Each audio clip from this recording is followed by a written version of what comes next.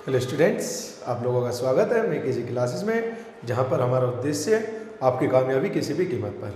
तो हम लोगों का जो टॉपिक चल रहा है उसका नाम है नंबर सिस्टम अर्थात संख्या पद्धति। अगर मैं आप लोगों से कहता हूं संख्या पद्धति, तो संख्या पद्धति में हमने महत्वपूर्ण पॉइंट लगभग हम कर चुके, लेकिन फिर भी एक दो महत्वपूर्ण पॉइंट, हाँ लगभग 2 पॉइंट हमारे रह जाते हैं।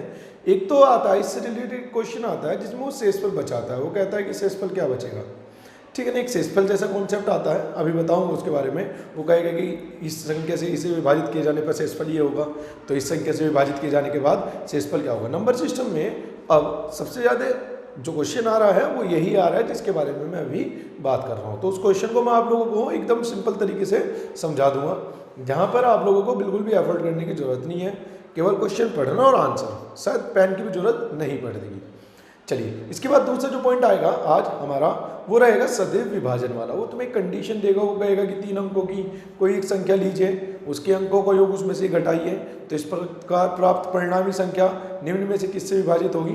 तो इन सभी चीज़ों को सीखने के लिए आप लोग बन रही है हमारे चैनल से, और वीडियो को पूरा देखना है, चैनल को सब्सक्राइब करना नहीं भूलना है, और वीडियो को लाइक भी जरूर करना है, ठीक है ना। तो शुरू करते हैं। आज के हमारे जो टॉपिक रहने वाले हैं उन्हें हम किस तरीके से कवर करने वाले हैं, और किन क्वेश्चनों के बारे में, किन पॉइंटों के बारे में बात कर रहा हूं, उन्हें किस तरीके से आसान किया जा सकता है। तो सबसे पहले क्वेश्चन की बात करता हूं, और हमारा जो सबसे पहला क्वेश्चन आता है वो है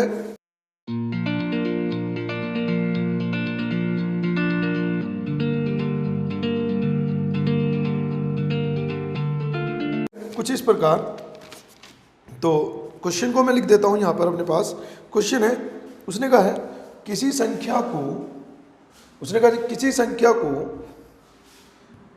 संख्या को 899 से विभाजित किए जाने पर शेषफल 63 होता है।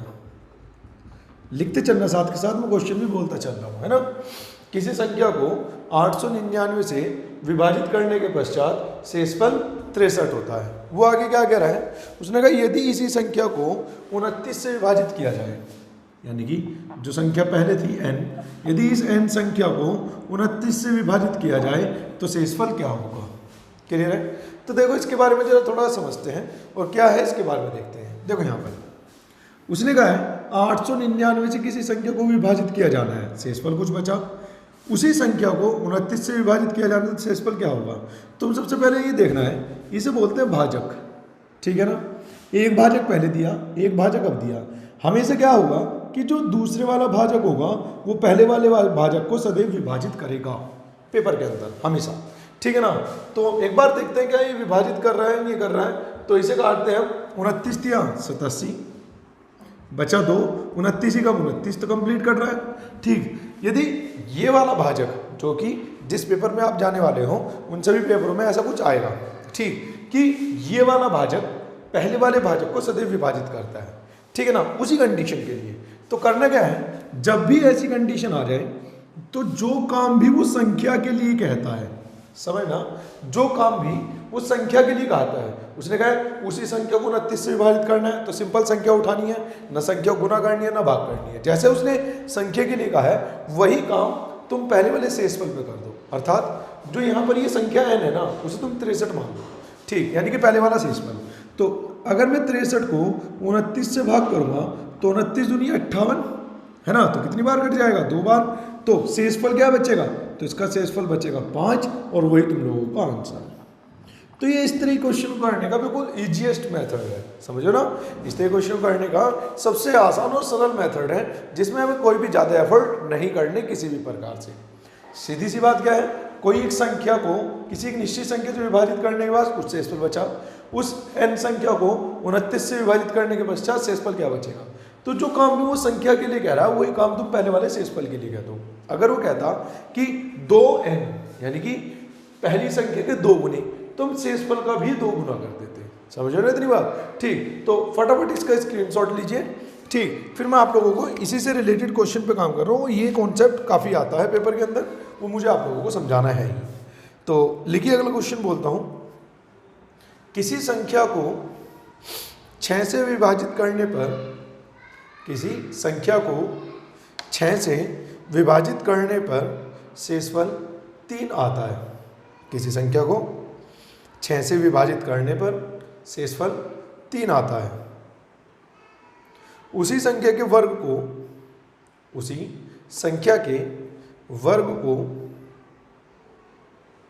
6 से विभाजित करने पर शेषफल क्या आएगा? उसी संख्या के वर्ग को 6 से विभाजित करने पर शेषफल क्या आएगा? तो सेम इसी कॉन्सेप्ट का क्वेश्चन हो गया। और मैंने आप लोगों को क्या बताया, जो काम भी वो संख्या के लिए कहे, ठीक है ना, जो काम भी वो संख्या के लिए कह रहा है वही काम आप लोगों को उस शेषफल पे करना है। जैसे उसने क्या कहा है, उसने कहा है किसी संख्या को 6 से विभाजित करने पर शेषफल 6 से विभाजित करने पर शेषफल 3 आता है। यानी कि जिस संख्या को विभाजित किया गया वो n है। यदि इस संख्या को 6 से विभाजित किया जाए तो शेषफल 3 आता है। वो कह रहा है कि n स्क्वायर को, n स्क्वायर ही तो कहा है, उसने कहा है कि उसी संख्या के वर्ग को, वर्ग का मतलब स्क्वायर होता है, तो उसी संख्या के वर्ग को 6 से विभाजित करने पर शेषफल क्या होगा, इस कंडीशन के बारे में बात कर रहे हैं। देखो मैंने आप लोगों को बताया जो काम भी शेषफल पे, जो काम भी उस संख्या पे कहे वही काम आपको पुराने वाले शेषफल पे करना है। अब उसने क्या कहा कि उस संख्या का वर्ग करना है, तो पहले शेषफल क्या था 3, तो उस 3 का भी तुम्हें वर्ग करना पड़ेगा। यानी कि 3 3 9, और जिस संख्या से विभाजित करने के लिए कहा है विभाजित करो और शेषफल प्राप्त करेंगे, तो शेषफल क्या मिल जाएगा 3, और यही तुम्हारा उत्तर है। क्लियर है इतनी सी बात? तो मैं सिंपल सी बात आप लोगों को यहाँ पर ये समझाना चाहता हूँ कि जब कभी भी इस तरह क्वेश्चन में जो भी काम वो संख्या के लिए कहे वही काम आपको प्रारंभिक वाले शेषफल पर करना है। सीधे स्क्वायर का है तो प्रारंभिक संख्या का शेषफल का स्क्वायर कर दो, 2 गुना कहेगा तो 2 गुना कर देंगे, 3 गुना कहेगा तो 3 गुना, अर्थात जो भी वो कहेगा, ठीक, जो भी वो नए वाली संख्या के लिए कहेगा वही काम पुराने वाले शेषफल को संख्या मानते हुए हमें सॉल्व कर देना है। क्लियर है? एक और क्वेश्चन बोल देता हूँ इसी तरीके का, तो लिखिए जरा क्वेश्चन। दो संख्याओं को, इंपॉर्टेंट क्वेश्चन है, स्टार मार्क कर लेना। दो संख्याओं को 33 से अलग अलग भाग देने पर, दो संख्याओं को 33 से अलग अलग भाग देने पर शेषफल क्रमशः, अलग अलग भाग देने पर शेषफल क्रमशः 21 तथा 28 प्राप्त होते हैं। 21 तथा 28 प्राप्त होते हैं। यदि उन दोनों संख्याओं का योगफल, यदि उन दोनों संख्याओं के योगफल को, यदि उन दोनों संख्याओं के योगफल को 33 से भाग दिया जाए, यदि उन दोनों संख्याओं के योगफल को 33 से भाग दिया जाए तो शेषफल क्या प्राप्त होगा? तो शेषफल क्या प्राप्त होगा? तो देखो मैं फिर से वही चीज़ रिपीट कर रहा हूँ, जो काम भी आप लोगों को, है ना, जो काम भी आप लोगों को नए वाली संख्या के लिए करने के लिए कहा गया वही काम आपको पुराने शेषफल के लिए करना है। जैसे उसने कहा है कि दो अलग अलग संख्याएं हैं, उन्हें अगर 33 से विभाजित किया जाए, मान लो ये तो n1 है और दूसरी संख्या को भी 33 से विभाजित किया जाए जो कि n2 है, तो उनके शेषफल क्रमशः, पहली संख्या के लिए जो शेषफल बचता है वो बचता है 21 और दूसरी संख्या के लिए जो शेषफल बचता है वो बचता है 28। अब उसने कहा यदि दोनों संख्याओं के योग को 33 से विभाजित किया जाए तो शेषफल क्या होगा, है ना। तो सीधी सी बात समझो, उसने ये कहा है कि दोनों संख्याओं के योग को, तो मैंने बताया ना जो काम भी वो संख्याओं के लिए कहेगा वही काम हम शेषफल पर करेंगे। ठीक, इसका मतलब उसने संख्याओं का योग कहा है, हम शेषफल का योग करेंगे। तो शेषफल का योग कितना हो जाएगा तुम्हारा 49, और उसे विभाजित कर देंगे जिस संख्या से भी उसने कहा है, तो शेषफल क्या बचेगा 16। और यही इसका क्वेश्चन करने का सबसे आसान तरीका है। जैसे कि मैंने वीडियो के स्टार्टिंग में आप लोगों को बताया था कि मैं आप लोगों को एक ऐसे मेथड्स के बारे में बात करूँगा जो शायद सबसे आसान हो, जिसमें कुछ भी नहीं करना, ठीक है ना। तो सीधी सी बस आपको एक बात याद रखनी पड़ेगी, वो बात क्या है कि उसने अगर कहा है जो भी काम वो संख्याओं के लिए कह रहा है वही काम हमें पुराने वाले शेषफल पर करके चलना है। क्लियर है इतनी बात? चलिए फटाफट इसका स्क्रीनशॉट लीजिए, फिर मैं आप लोगों को एक और क्वेश्चन करा देता हूँ इसी तरीके का, है ना। तो लिखिए जरा क्वेश्चन, क्योंकि ज़्यादा से ज़्यादा क्वेश्चन करने का प्रयास करना है और मैं भी अपनी तरफ से ज़्यादा से ज़्यादा और वैरायटी डालते हुए क्वेश्चन को चेंज करता रहता हूँ। ठीक। उससे क्या है कि काफ़ी प्रैक्टिस तो मैं ही आप लोगों की करा दूंगा, ठीक, लेकिन फिर भी आप लोगों को बुक से क्वेश्चन अवश्य कर लें। तो क्वेश्चन लिखिए, क्वेश्चन है एन फॉर नेक्स्ट, एन को 4 से भाग देने पर 3 शेष रहता है। एन को 4 से भाग देने पर 3 शेष रहता है। तो 2n को यानी कि 2n को 4 से भाग देने पर शेषफल क्या होगा, को 4 से भाग देने पर शेषफल क्या होगा। फटाफट आप लोग अपनी तरफ से उत्तर कीजिए जब तक मैं इसे यहाँ से क्लीन करता हूँ बोर्ड को।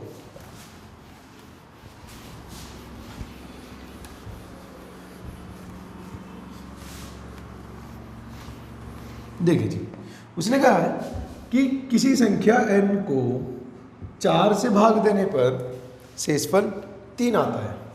अगर 4 से भाग दूंगा तो शेषफल क्या बचेगा, 3। वो कह रहा है यदि 2n को यानी कि जो संख्या है उसके 2 गुने को 4 से भाग दिया जाए तो शेषफल क्या होगा। तो सेम वही बात हो गई, जो काम उसने संख्या के लिए कहा है, उसने कहा संख्या का 2 गुना, तो तुम क्या करो, शेषफल का 2 गुना कर दो। अर्थात 2 तिया 6 को भाग करो 4 से और शेषफल प्राप्त करो, तो शेषफल कितना मिल जाएगा, 2, और यही तुम्हारा उत्तर है। तो हमें चीज़ें ज़्यादा कॉम्प्लिकेटेड नहीं करनी है, ऐसा नहीं कि बहुत सारी चीज़ें सीखनी है, हमें लिमिटेड चीज़ें सीखनी है। हमें कॉन्सेप्ट पे काम करना है और कंटेंट पे काम करना है। कॉन्सेप्ट और कंटेंट दोनों हमारा मकसद है। कॉन्सेप्ट ये रहा और कंटेंट केवल वे क्वेश्चन जो पेपर में आते हैं, ठीक है ना, जो हमें पेपर में देखे जाएंगे। ऐसा नहीं कि इधर उधर से कुछ कोई भी क्वेश्चन उठाया और करा दिया। हालांकि उन सभी क्वेश्चनों के लिए मैं अलग से एक क्लास चलाता हूं जिसका नाम है डाउट क्लास, ठीक है। इधर उधर के जो क्वेश्चन आते हैं जो शायद पेपर के नहीं भी हो सकते या आप लोगों को कोई प्रॉब्लम होती है तो उसके लिए एक डाउट सेशन चलता है।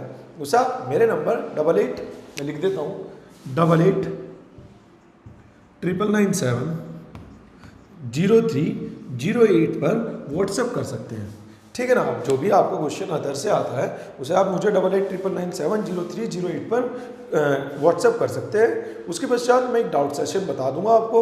उस डाउट सेशन में आपको उसका वीडियो सॉल्यूशन मिल जाएगा और वहाँ पर जाकर आप उसे आसानी से देख सकते हैं। इससे आपकी अच्छी तैयारी हो जाएगी, यानी कि सभी प्रकार के क्वेश्चन क्लियर होते चलेंगे। क्लियर है, चलिए तो आगे चलते हैं। इसे मैं हटा रहा हूँ यहाँ से और एक नए कॉन्सेप्ट के बारे में बात करते हैं।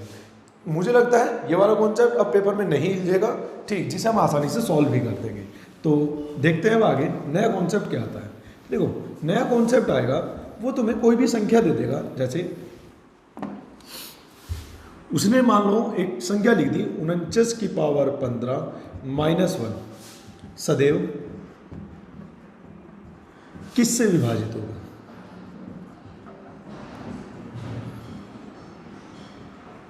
किससे विभाजित है, ठीक है ना। वो कहेगा सदैव किससे विभाजित है। तो इस कॉन्सेप्ट के लिए जरा समझो।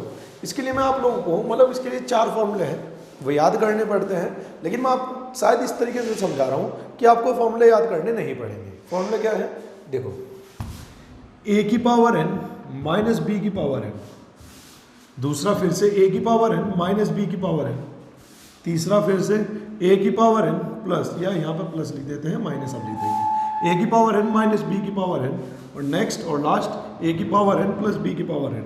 अब क्वेश्चन यहाँ ये सब चीज़ें तो सेम ही लिख दी, इसमें अंतर है। देखो जहाँ n एक सम संख्या है, विषम देख लेते हैं पहले, है ना।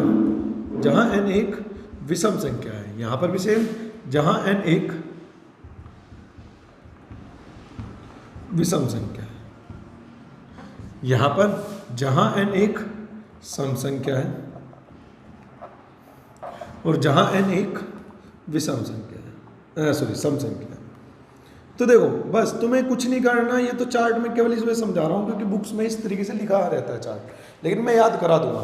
तुम्हें क्या करना है, तुम्हें देखना है a की पावर n माइनस b की पावर n कि किसी भी रिलेटेड क्वेश्चन को यदि वो कह देता है कि सदैव किससे विभाजित होगा, तो उस कॉन्सेप्ट के लिए तुम्हें क्या करना है, तुम्हें बस ये देखना है कि जो पावर है वो सम है या विषम है। फॉर एग्जाम्पल जैसे a की पावर n माइनस b की पावर n में n एक विषम संख्या है, तो तुम्हारी नज़र में सबसे छोटी विषम संख्या क्या है, तो सबसे छोटी विषम संख्या 1 है।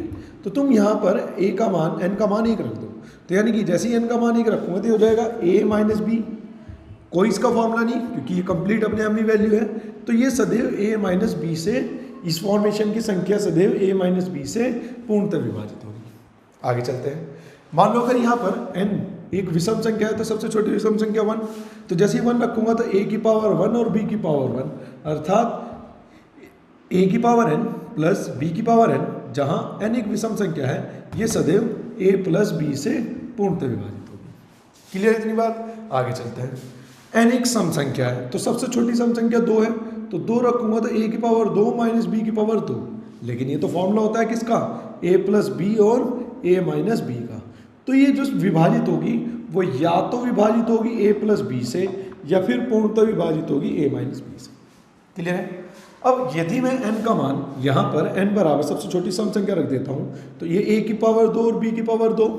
अब ऐसे तो कोई फॉर्मूला नहीं है, ठीक। तो याद रखना जब कभी भी ऐसी कंडीशन बने तो ये सदैव विभाजित होगा a की पावर 3 प्लस b की पावर 3 से। इस बात को ध्यान रखना, हमेशा a की पावर 3 प्लस b की पावर 3 से विभाजित होगा। ठीक है, तो मुझे नहीं लगता कि आप लोगों को ये याद रखना पड़ेगा, बट ये है कि n का मान सबसे छोटा रखना है, तो अपने आप तुम्हारे पास फॉर्मूला खुल के आ जाएगा कि क्या फॉर्मूला हो सकता है और कौन सी वैल्यू कहाँ पर किसे विभाजित करेंगे। ठीक है ना? तो कुछ भी अलग से याद करने की आवश्यकता नहीं होगी। तो फटाफट इसका स्क्रीनशॉट लीजिए, फिर मैं इस क्वेश्चन पे इसे अप्लाई करके बताऊंगा आप लोगों को कि किस तरीके से इसे अप्लाई किया जाता है और कैसे क्वेश्चन को सॉल्व किया जाता है फटाफट, है ना? चलिए तो मैं ये हटा देता हूँ चार्ट और आपको अप्लाई करके दिखा देता हूँ किस तरीके से ये अप्लाई होगा।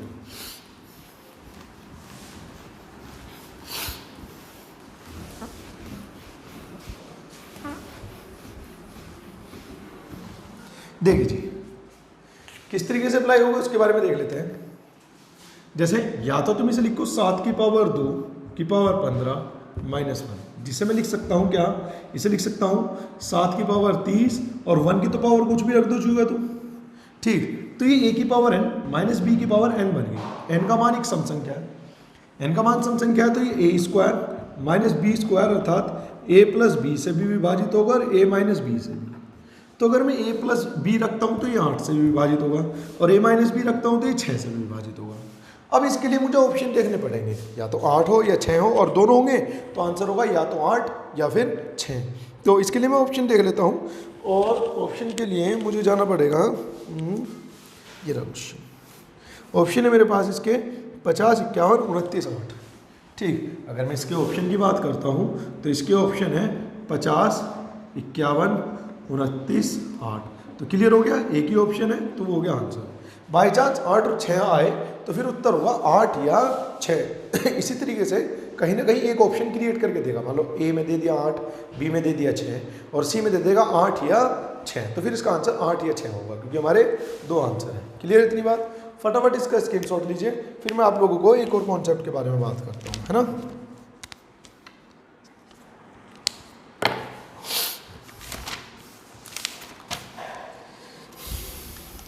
चलिए अब याद रखना एक कॉन्सेप्ट, जो लास्ट कॉन्सेप्ट है इस चैप्टर का, वो कुछ इस तरीके से होगा कि वो तुम्हें ऑप्शन में कुछ संख्याएं देगा, एक थ्योरी देगा। वो कहेगा यहाँ से यहाँ तक की कोई संख्याएं हैं, इन संख्याओं के बारे में ऐसे ऐसे कहा गया, तो ये संख्याएं सदैव या पूर्णतः किससे विभाजित होगी? हमेशा हमेशा किससे विभाजित होगी? एक तो हमेशा सदैव विभाजित का कॉन्सेप्ट आ सकता है, लेकिन ये तो a की पावर n प्लस या माइनस b की पावर n, जहाँ n का मान या तो सम संख्या हो सकता है या फिर n का मान एक विषम संख्या हो सकता है। लेकिन अगर ऐसा नहीं है और थ्योरी में दे दिया और सम विषम या कुछ भी थ्योरी देके तुम्हें सदैव विभाजित की बात करती जाए कि ये सदैव किससे विभाजित होगा, अगर ऐसी कुछ भी बात कर दी गई तो इस बात को मैं क्लियर कर देता हूँ, प्रत्येक क्वेश्चन आप लोगों को ऑप्शन से करना है। ठीक, अभी क्वेश्चन कराऊंगा, समझ में आ जाएगा, क्योंकि अगर ऑप्शन से नहीं करोगे तो जो वो लैंग्वेज दे रहा है ना, उसे थ्योरी में आपको याद रखना पड़ेगा। अब लैंग्वेज तो कुछ भी हो सकती है, बहुत सारी अलग अलग कंडीशन भी दे सकता है, तो इतनी कंडीशन हम कहाँ तक याद रखेंगे? तो इसके लिए हम क्या करते हैं, ऑप्शन की मदद लेते हैं। अब ऑप्शन की मदद कैसे लेंगे? तो उसके लिए क्या करना पड़ेगा, जो भी संख्याओं को वो बताएगा, जो भी रेंज वो बताएगा, उस रेंज की सबसे छोटी संख्या जो भी होगी वहाँ से शुरू करेंगे और क्रमागत संख्याओं को लेते चलेंगे। समझ नहीं आई तो मैं क्वेश्चन बोलता हूँ साथ के साथ, और आप लोग पहले लिखो, क्वेश्चन को लिखो, उसके बाद चीज़ें समझ में आएंगी। तो लिखो, यदि 100 और 1000 के बीच किसी पूर्णांक के अंकों को जोड़ा जाए, यदि 100 और 1000 के बीच किसी पूर्णांक के अंकों को जोड़ा जाए तथा उस योग को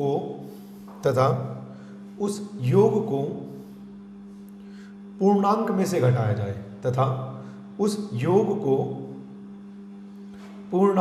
घटाया जाए, तो परिणामी संख्या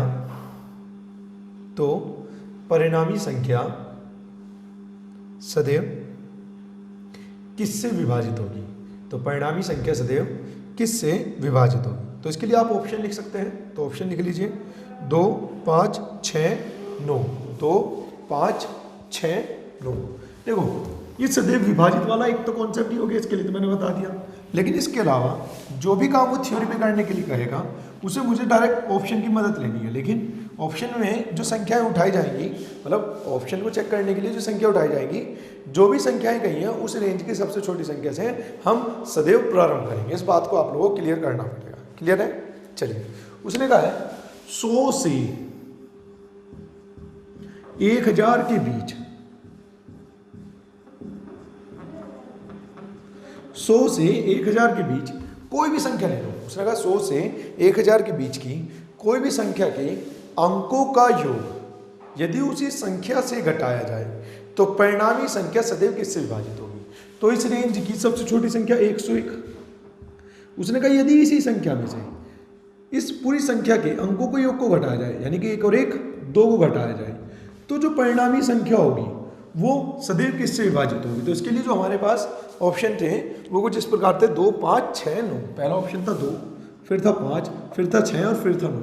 क्या परिणामी संख्या अर्थात 99 को 2 काट सकता है, या 5 या 6, 9 काट सकता है? ये रहा आंसर। अगर आप लोग इन्हें ऑप्शन से नहीं कर रहे हो, समझना मेरी बात को, यदि आप इन क्वेश्चनों को ऑप्शन से नहीं कर रहे हो तो ये सब थ्योरी में आपको ये सब चीज़ें याद रखनी पड़ेगी, जो कि पॉसिबल नहीं है। इस बात को ध्यान रखना। तो सदैव विभाजन वाले सभी क्वेश्चन हम किससे करेंगे? ऑप्शन से करेंगे। तो फटाफट इसका स्क्रीनशॉट लीजिए, फिर मैं आप लोगों को आगे एक क्वेश्चन और करा देता हूँ इसी कॉन्सेप्ट का।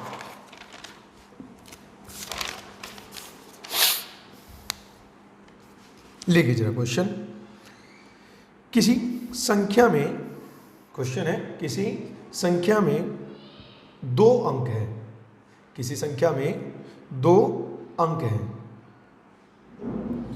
यदि अंकों के स्थान बदलने से बनी संख्या को, यदि अंकों के स्थान बदलने से बनी संख्या को प्रारंभिक संख्या में जोड़ा जाए, यदि अंकों के स्थान बदलने से बनी संख्या को प्रारंभिक संख्या में जोड़ा जाए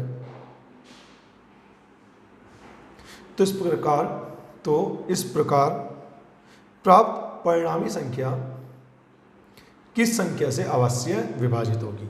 किस संख्या से अवश्य विभाजित होगी? तो ऑप्शन लिख सकते हैं आप 11, 9, 5, 3। 11, 9, 5, 3। ठीक है ना? इसके ऑप्शन लिख सकते हैं आप 11, 9, 5, 3। तो देखो मैंने क्या कहा है, सदैव विभाजित वाले सभी क्वेश्चन हमें किससे करने हैं? ऑप्शन से करने हैं। ठीक, तो उसने कहा 2 अंकों की कोई संख्या है, तो तुम्हारी नज़र में 2 अंक की सबसे छोटी संख्या क्या है? तो वह है 10। उसने कहा यदि इसके अंक पलट दिए जाए और अंक पलटने के पश्चात जो संख्या प्राप्त हुई उसे प्रारंभिक संख्या में जोड़ दिया जाए तो प्राप्त संख्या निम्न में से 11, 9, 5, 3 निम्न में से किससे विभाजित होगी? तो किससे होगी? 11 से। इससे नहीं होगी, इससे नहीं होगी, इससे नहीं होगी। बाई चांस कभी ऐसा आ जाता है कि ऑप्शन में ऐसी 2 संख्याएं मिलती हैं जो विभाजित कर सकती हैं। हो सकता है कि ऑप्शन में कभी ऐसा हो जाए कि ऐसी 2 संख्याएं हो, जैसे अगर मैं 10 ना लेता और मैं यहाँ पर फॉर एग्जांपल मान लो 21 ले लेता, और यहाँ पर 10 के बजाय 21 ले लेता और फिर जोड़ता, तो फिर मुझे 11 भी मिलता और 3 भी मिलता। ठीक, तो क्या करना है, जो एलिमिनेट हो चुके उन्हें तो एलिमिनेट ही कर देना है हमेशा। उसके बाद फिर हम 21 से आगे संख्या लूँगा तो लूँगा 22, तो 22 का उल्टा भी 22 ही होता है, तो टोटल करूँगा 44। क्या 11 से कटता है? क्या 3 से कटता है? यदि कोई भी एक ऑप्शन किसी भी कंडीशन पे एक भी बार अगर एलिमिनेट हो गया तो वो सदैव की कैटेगरी में नहीं रखा जा सकता। क्लियर है? इसी चीज़ को मैं क्लियर करने के लिए आप लोगों को ये कह रहा हूँ कि जो भी आपको संख्या उठानी है वो सदैव सबसे छोटी संख्या उठानी है उस रेंज की। उससे क्या होगा, एलिमिनेशन बहुत जल्दी मिल जाएगा। दूसरी बात, आपको इस तरह क्वेश्चन में क्या नहीं करना है, वो नहीं करना ऑल्टरनेट संख्याएं नहीं उठानी। मान लो कभी 10 उठा ली तो अगली 15 उठा ली, फिर उठा ली मान लो तुमने कोई जाके मान लो 99 उठा ली, ऐसे नहीं करना। इस बात को ध्यान रखना। आपको जो संख्याएं उठानी 10, देन 11, 12, 13, पहले ही दूसरे मैक्सिमम तीसरे में, ठीक, आपका ऑप्शन एलिमिनेट हो जाएगा। फिर आगे बात करते हैं। बाई चांस कभी ऐसे भी हो सकता है कि तुम्हारे ऑप्शन एलिमिनेट हो जाए और एलिमिनेट होने फिर बंद हो जाए। मतलब 4 ऑप्शन है, एक एलिमिनेट हो गया, फिर 3 एलिमिनेट हो ही नहीं रहे, मतलब ना 10 पे हुए, ना 11 पे हुए, ना 12 पे हुए, ना 13 पे हुए, एलिमिनेट ही नहीं हो रहे। तो फिर उस क्वेश्चन में हमेशा जरूर ये पूछेगा कि बड़ी से बड़ी संख्या क्या है, ये छोटी से छोटी संख्या क्या है। तो जो संख्याएं सदैव एलिमिनेट कर रही हैं उनमें जो भी बड़ी संख्या होगी वो तुम्हारा आंसर होगा। ठीक, तो ये नंबर सिस्टम के अंदर आने वाले क्वेश्चन है जिन्हें मैं आज समाप्त कर देता हूँ। ठीक, तो आपकी आज की क्लास में यहीं पे समाप्त करता हूँ। तो आप लोगों को अब करना क्या है, इस बात को ध्यान रखना। आप लोगों को अब जो क्वेश्चन करने हैं वो क्वेश्चन करने हैं अपने पास से मैक्सिमम नंबर सिस्टम के। जिन लोगों ने अभी तक एलसीएम एचसीएफ और सरलीकरण की वीडियो नहीं देखी, कृपया करके मैं एलसीएम एचसीएफ सरलीकरण की वीडियो देख ले, क्योंकि नंबर सिस्टम के बहुत सारे कॉन्सेप्ट मैं उन 2 वीडियो में करा चुका हूँ, जैसे कि इकाई का अंक और भी है। ठीक, तो उसे पहले वीडियो को देख ले, देन प्रॉब्लम करना स्टार्ट करें। ठीक है ना? आई होप कि आपके अब शायद कोई भी प्रॉब्लम ना हो, लेकिन फिर भी यदि आप लोगों को कोई किसी भी क्वेश्चन में प्रॉब्लम आती है किसी भी चैप्टर के, तो आप मेरे कॉन्टैक्ट नंबर 8899970308 8899970308 पर मुझे मैसेज कर सकते हैं, व्हाट्सअप कर सकते हैं। ठीक, वहाँ से मैं उस क्वेश्चन को उठाकर डाउट सेशन में उसके लिए वीडियो सॉल्यूशन डाल दूंगा। क्लियर है? ठीक, तो तब तक बने रहिए आप हमारे अगले चैप्टर के लिए। नेक्स्ट चैप्टर जो हमारा स्टार्ट होने वाला है वह है घात घातांक करनी। काफ़ी इंपॉर्टेंट है एसएससी के लिए, तो बहुत ज़्यादा एसएससी और एसआई किसी भी लेवल, यूपीएसआई, आरपीएफएसआई, किसी भी लेवल का एसआई हो, ठीक, तो उन सभी के लिए काफ़ी इंपॉर्टेंट है। ठीक, घात घातांक करनी, और काफ़ी स्टूडेंट को ये कराया भी नहीं जाता, मतलब कोचिंग में भी छोड़ दिया जाता है। तो इस चैप्टर को मैं नेक्स्ट वीडियो में कवर करने वाला हूँ। 2 या 3 या 4 वीडियो मेरी फिर से जाएगी। ठीक, तो नेक्स्ट चैप्टर हमारा जो रहेगा वो रहेगा घात घातांक करनी। ठीक, वहाँ पर हम ज़्यादा से ज़्यादा क्वेश्चन करेंगे जिससे पेपर में कोई भी प्रॉब्लम ना हो। अभी तक आप लोगों को समझ में आ गया होगा कि जो मैं शुरू करता हूँ 0 से शुरू करता हूँ और एक अच्छे लेवल तक के क्वेश्चन को हम कवर करते हैं। तो चलिए बने रहिए आप हमारे चैनल से, जहाँ पर हमारा उद्देश्य है आपकी कामयाबी किसी भी कीमत पर। तो मिलते हैं अपने अगले वीडियो लेक्चर में, जहाँ पर हम सीखने वाले हैं घात घातांक करने कुछ कॉन्सेप्ट और कुछ क्वेश्चन। तो मिलते हैं अपनी अगली वीडियो में।